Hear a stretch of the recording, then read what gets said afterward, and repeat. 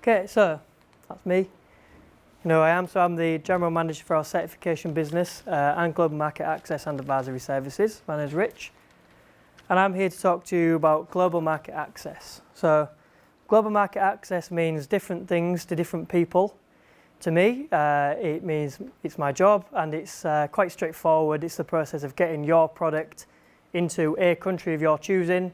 To you, it probably means a bit of a headache, to be honest. It means a list of countries that marketing have given you and expect you to deliver certification on, and usually a load of countries that you don't know anything about or the rules, depending on how big or small that list will be. My experience of marketing people is that they'll say, you say where, they say, I want to sell it globally, you say where though, and then they say everywhere. And then you actually have to try and work out where you really do want to sell it. So that's Global Market Access.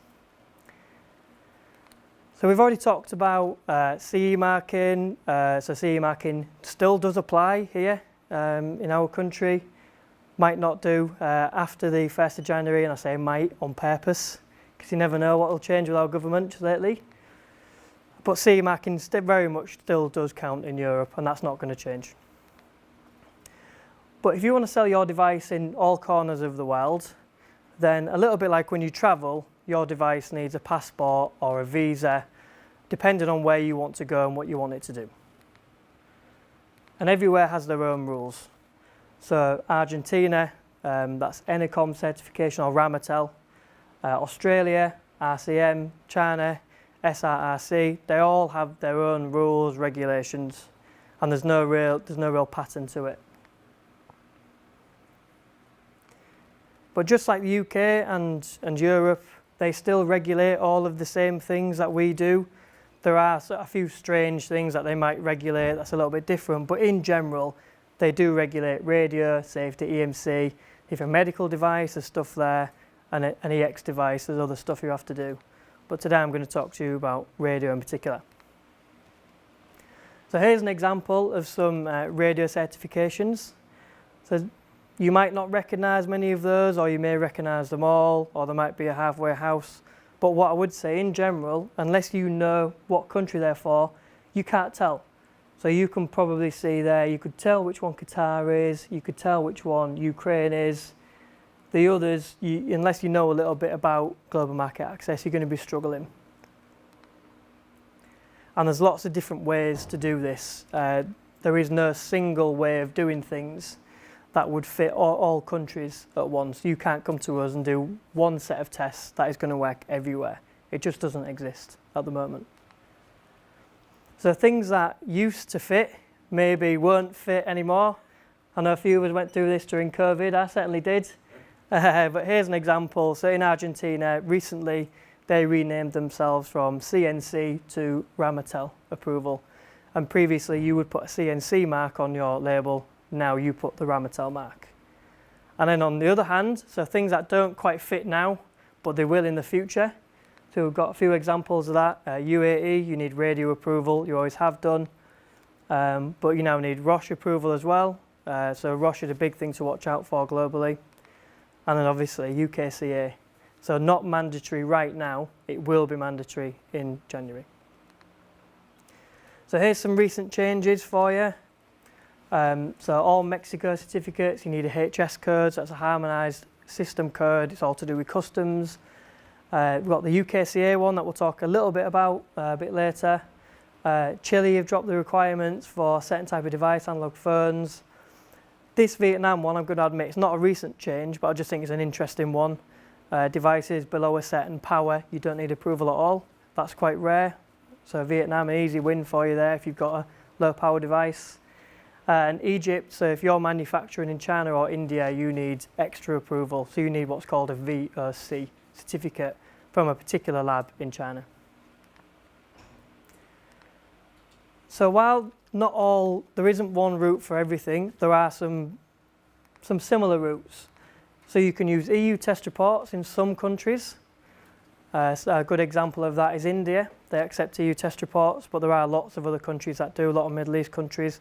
And when I say they accept EU reports, that's as a part of an application. Just because you have an EU report doesn't mean you don't have to do something else. Most of the time you do have to do something else. Some countries will accept FCC test reports. An example of that would be Chile, or I think Paraguay, off the top of my head, a lot of South American countries. And some countries want to test it themselves. Brazil want to do that, Argentina want to do that, Indonesia want to do that. And I always find that, so I've worked here for 11 years in the GMA team, and I always find that at any given time, there's always a flavour of the month. There's always a particular country that, for whatever reason, everyone wants to go to. You guys might know that better than me. It might be something to do with taxes or just the demand in that particular country. I don't know. But does anyone have anywhere that they'd like me to work into this presentation? Any particular countries of interest? Japan? Yeah, I can cover that. Australia. Japan and Australia. Okay. Any others? India. Japan, Australia and India. Who's going to remember that for me? But first, I thought I would touch on UKCA. So you probably all know about this. So it came into effect January 2021. So it was possible to apply the UKCA marking, and it had legal bearing as of that date. As an approved body, we could give you a UKCA certificate for your product, but it's not mandatory until January. And when I say not mandatory until January, I mean for radio devices. So some of you might make medical devices. That's going to be a little bit later in the year. And actually, I don't know what they're going to do about that. I think they will probably end up moving that date for medical devices and EX devices. If anyone makes an explosive atmosphere device, that's about to change as well. But I'm pretty sure radio and EMC was set on the 1st of January. But it is largely based on CE marking. So if you're already selling here, already selling in Europe, there's not that much different. Luckily, not yet anyway.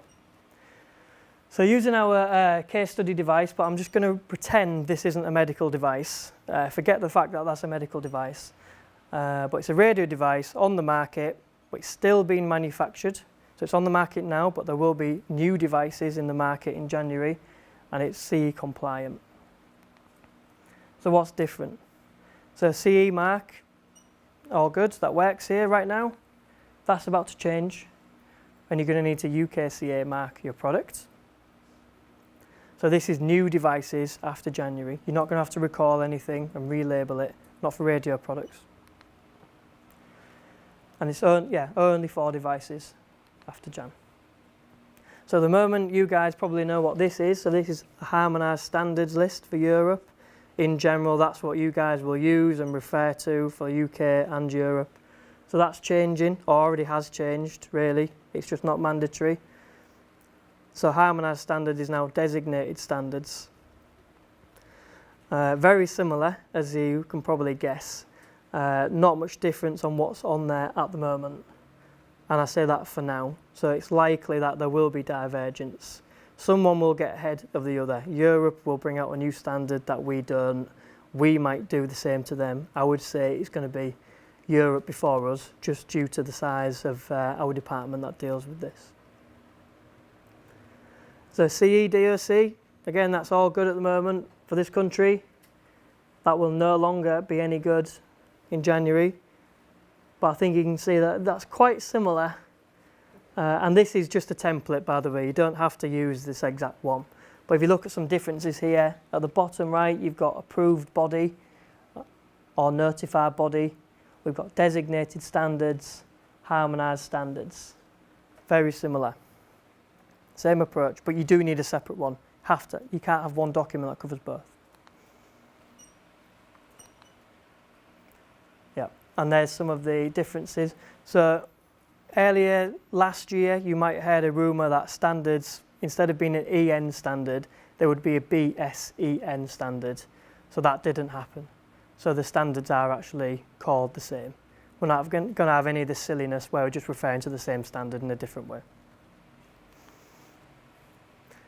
And currently, 1st of January 2023. That's when you need to have it in place. So you really need to be thinking about it now. And this does not apply to medical or EX devices. Actually, let me correct myself. It does apply to EX devices right now. It might not in a few weeks' time.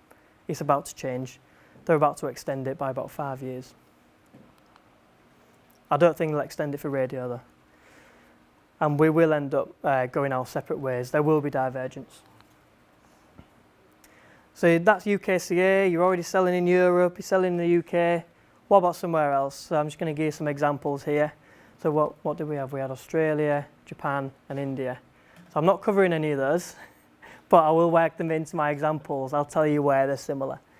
Okay, Argentina. It's not similar to any of them. I am covering India actually. So Argentina, RAMATEL certification. And you can take this example for pretty much any in-country testing country. So take it for Brazil, take it for Indonesia, take it for Korea. It's all very, very similar, the process. So you identify the type of certification that you'd like. You find an accredited lab to do the testing, or you can go through an agent. So we have lots of partner labs in every country that we work with very regularly. You need a specific language manual. So for Argentina, you need one in Spanish. For Japan, you need one in Japanese. You need a local representative. So they don't really tend to do much, but it's all about traceability. So you have to have a person in that country where if the regulator wants to talk to you about your product, they have an address to go to and say, this device is causing interference. Please do something about it. Something like that. Very rarely happens. The lead time for Argentina is about 14 weeks on a good day, to be honest. And it's valid for 3 years. The validity around the world is totally random. So India is valid indefinitely for radio approval, not for safety. Japan, valid indefinitely for radio approval. Australia, valid indefinitely as well. So you identify the requirement, you arrange testing, you prepare all the documents. Lots of these will be in Spanish. You have the testing carried out, you provide an example label, you submit all the test reports and documents to the regulator after you've had testing done, you get a certificate after a few weeks wait, and you label the device. So testing is usually conducted overseas, and that's generally due to resource. A lot of these countries don't have multiple chambers and labs, so conducted, and that's why.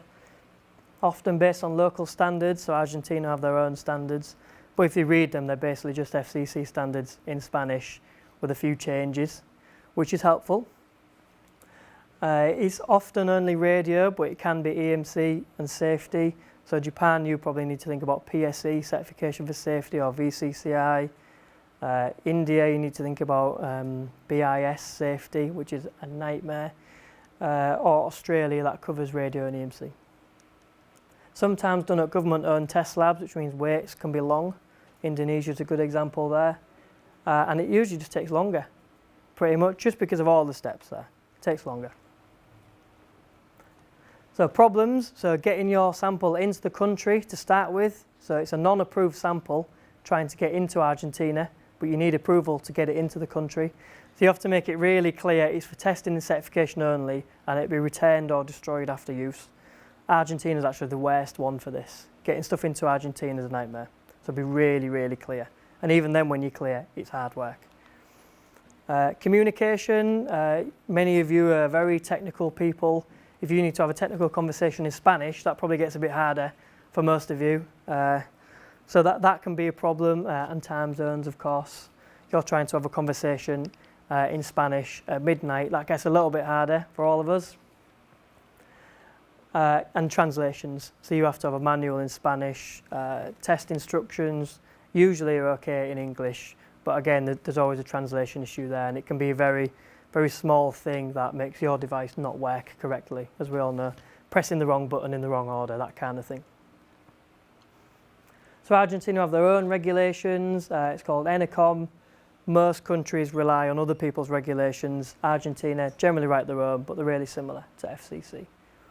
And here's an example of a label. So you've got RAMATEL ID just there. And you'll recognise quite a few others on there. We've got GMA, yeah. Don't have UKCA, but we do have Mexico, we've got Korea, we've got the EAC bloc, Taiwan, Ukraine, Canada, lots of stuff on there. And modular approval is okay in Argentina. Important point to note. Save yourself some money. India. Luckily, it's really easy. India, so radio approval in India is really easy. So you use EU test reports as long as they're accredited. So most of the stuff from Element is accredited. Very unlikely you're going to get an unaccredited report from us. And if it is, we'll always tell you in advance. So the applicant has to be local, but we can arrange that for you if you don't have an office there. Lead time's about 6 to 8 weeks, but just lately it's been quicker, which is really good. Safety could be required, and I hope for your sake it's not, is what I would say. It's really difficult. Safety takes forever, very manual, lots and lots of forms. And it's valid indefinitely. And CE marking's okay in terms of the label. So you identify the requirement, find a local company. If you're working with us, you don't have to do that bit because we've done it. You prepare documentation. It's very minimal for India, for radio approval. You submit it, you wait in the queue, issue the certificate. Really easy actually. And you don't need to worry about particular labelling, just CE mark it. And that's a very unclear picture of a CE mark there, but it is there. And that's an example of a certificate. And modular approval is okay in India. Some people will tell you you have to list the end device on the certificate, and some people will just say approve the module and it's fine. But really it's like a jigsaw. If you're doing Argentina and you're doing India and you're doing Japan, which you test here for Japan, and we're a certification body for Japan, you're dealing with 3 different people all at once there. So are there many countries where modular isn't accepted? Yes, there are to be fair. So a good one would be Australia. So you can have a radio module for Australia, but because you need EMC approval on the end device, you have to have approval on the end device because you can't just do EMC testing on a module, stick it in a device and that covers it. Korea is another example. So really it's best if you tell us what countries that you want to go into and we can say, yeah, modular approval is good for X, Y, Z. It's, there's no pattern. I would say 70% do. But you need to plan.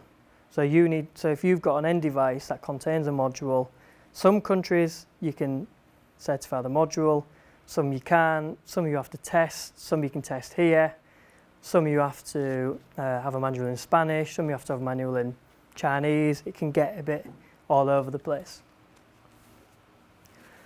That's radio approval. So while we're talking about global approvals, I just want to talk about the CB scheme very quickly. And this is safety, but actually there is a CB scheme coming for radio modules next year. How that's going to work, I don't know, but my guess would be, let's just say Singapore, they accept EU test reports, FCC test reports for Singapore approval. They'll also accept a CB test report, probably. That's how it'll work. So it'll just be a third option. But it's a globally recognised scheme with agreements that operate with harmonised rules where there's no local certification. So if you have a product, you're doing CB safety certification with us at Element, you want to sell that device in the UK, Europe and Australia and Japan. If it's not a heavily regulated type of device, so it's not a household device like an iron or a heater or something like that, it tends to be domestic products that you need extra approval for, then that CB certificate would cover you for safety for all those countries. There's lots of members there, so big players, China in there, we're in there, US. But what I would say is that just because you have CB certification doesn't mean that you can just go ahead and ship it. An example would be the US. If you've got a device that's used in the workplace, you need to get NRTL certification on top of that, which means slightly different testing, but you need to have your factory audited either 2 or 4 times a year. There's a lot of cost there.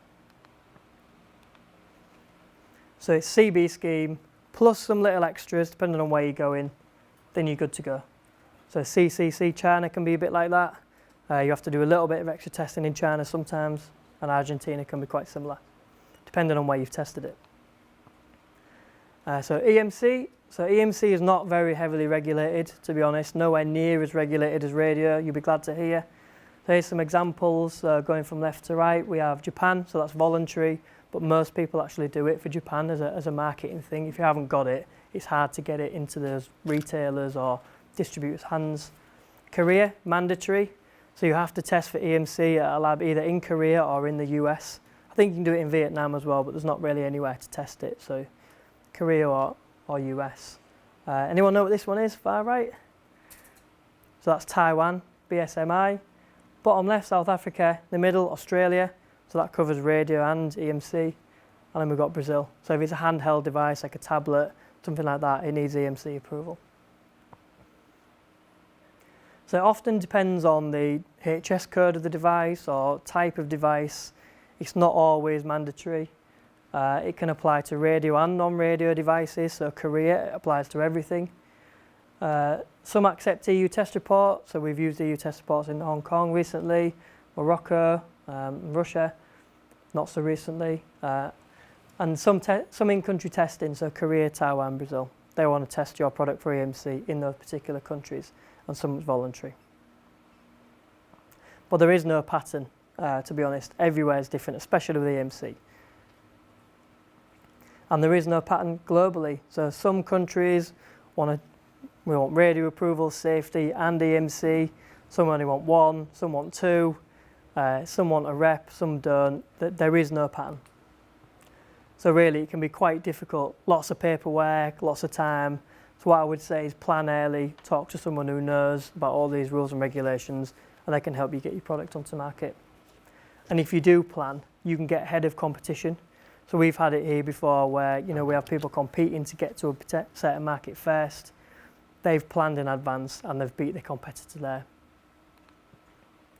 So always take time to plan. That's my main message for today.